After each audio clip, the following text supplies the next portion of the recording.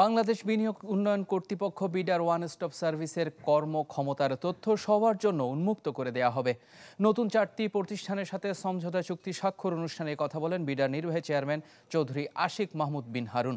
জানান, সংশ্লিষ্ট কর্তৃপক্ষের সক্রিয়তা এবং ওয়ান স্টপ সার্ভিসের প্রচারে ঘাটতি রয়েছে, এখনও এক্ষেত্রে গতি আনতে হবে।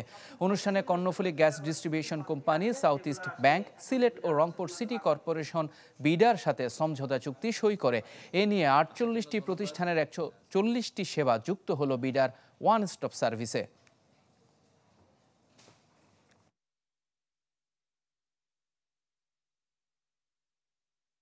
সার্ভিসগুলো যে দেওয়া হচ্ছে সেগুলোর যেই সময় আমরা বেঁধে দিয়েছিলাম যে এই সময়ের মধ্যে সার্ভিসটা দেওয়া হবে, কত পার্সেন্ট কেসে আমরা সেই সময়টার মধ্যে সার্ভিসটা দিতে পারছি।